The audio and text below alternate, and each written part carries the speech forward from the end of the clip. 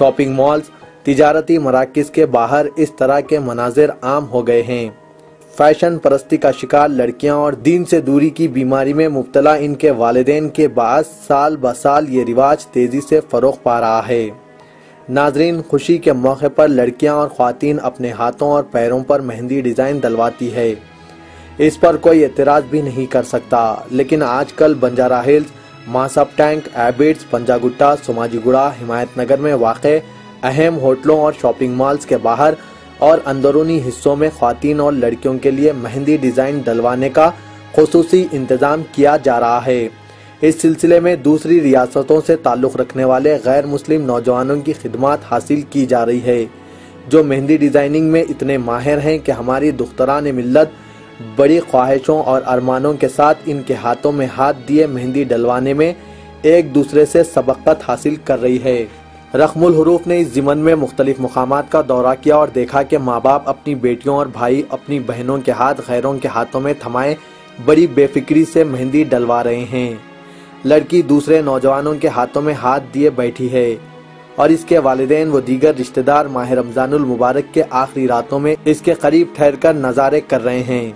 سیاست کے نمائندے نے مہندی ڈالنے والے غیر مسلم نوجوانوں سے بات کی۔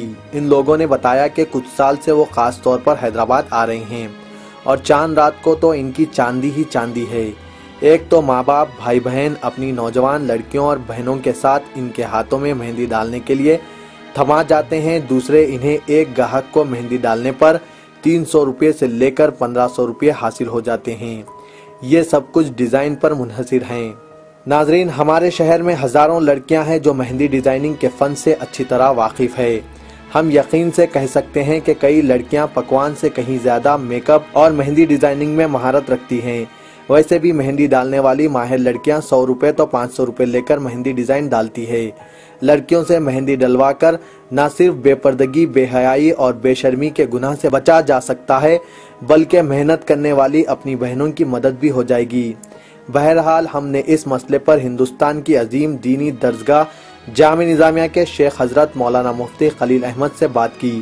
انہوں نے مسلم لڑکیوں کی جانب سے غیر مردوں کے ہاتھوں مہندی لگائے جانے کی اطلاعات پر افسوس کا اظہار کرتے ہوئے کہا کہ شریعت میں مسلم لڑکیوں اور خواتین کے لیے پردہ لازم ہے اور بے پردگی حرام ہے، اس لیے لڑکیوں اور خواتین کو بے پردگی سے بچنا چاہیے۔ مولانا نے مزید کہا کہ خاندان کی بڑی خواتین اور بزرگوں کو چاہیے کہ اپنی بیٹیوں، بہنوں، پوتیوں اور نواسیوں کو اس قسم کی بے پردگی سے روکیں۔ غیر مردوں سے مہندی ڈلوانے کے بجائے گھروں میں ہی لڑکیوں یا خواتین سے مہندی ڈلوائیں۔ اگر کوئی لڑکی یا خاتون غیر مردوں سے مہندی ڈلواتی ہے تو یہ بہت بڑا گناہ ہے اور عذاب الہی کو دعوت دینے کے برابر ہے۔ بہرحال، پردہ دین و دنیا دونوں اعتبار سے خواتین کے لیے ایک ڈھال ہے۔ ایسے میں والدین کو چاہیے کہ اپنی بچیوں کو بار بار پردے کی اہمیت، اس کی افادیت سے واقف کرواتے رہیں اور بتائیں کہ بے پردگی اور بے حیائی میں صرف اور صرف ذلت ہی ذلت ہے اور یہ ایک نئے فتنے کا باعث بنتی ہے۔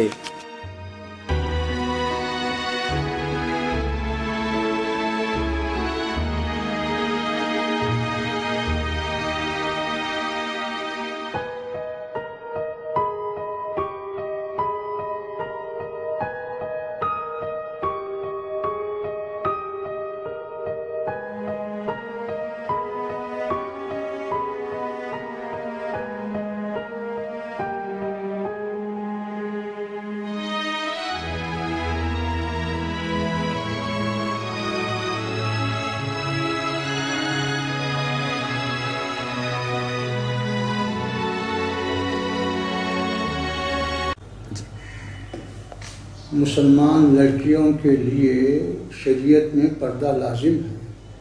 غیر مرد کے سامنے جو ہے بے پردہ ہونا یہ حرام ہے۔